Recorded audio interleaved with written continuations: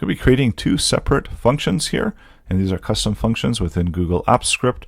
The first one is going to calculate the price times quantity, and it's going to calculate the amount of tax that's on the items. And then we've got a separate tax rate for each one of the items. So this can be used and customized in various ways. And we're also calculating out the total and returning back an array of items. So this is going to be done within the one function that's going to take in multiple ranges of values and then output those results. So that's the subtotals there, and that's using the calculate tax total. And then this one is just the one formula using the calculate tax total amount, and that's loaded into just the one cell there, the F2.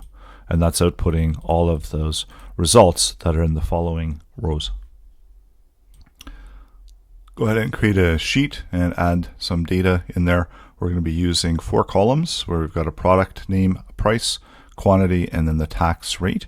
And then we're going to calculate a subtotal and then output the total amount. So going in under extensions, app script, that will open up the app script editor.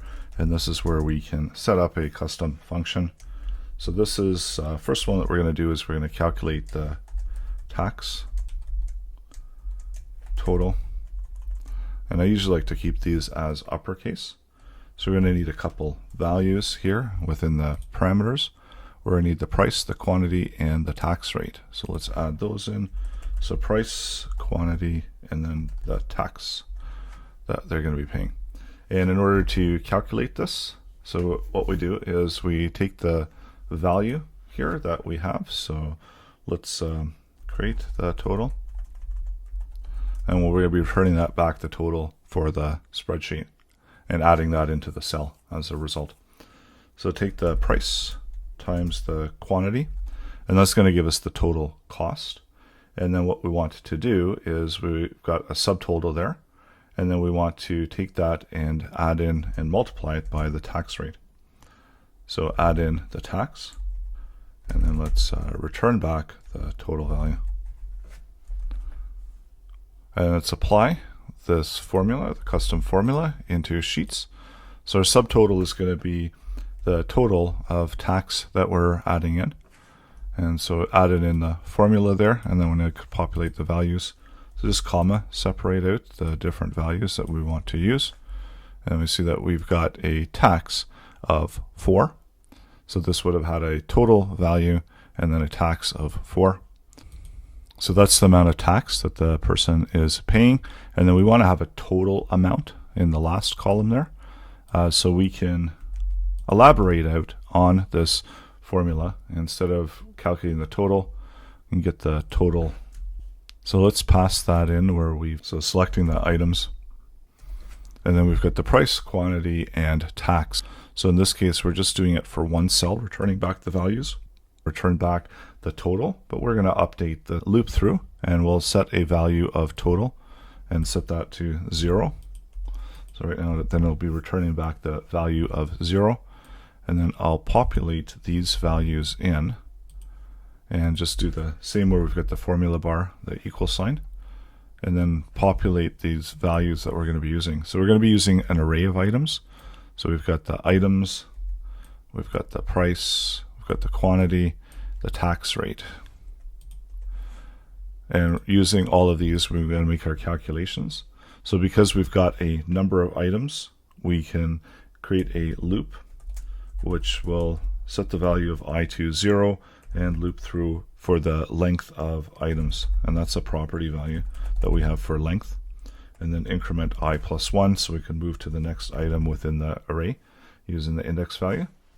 So next we need to make the calculation here where we want to get the tax value and then return back the value that we've got calculated.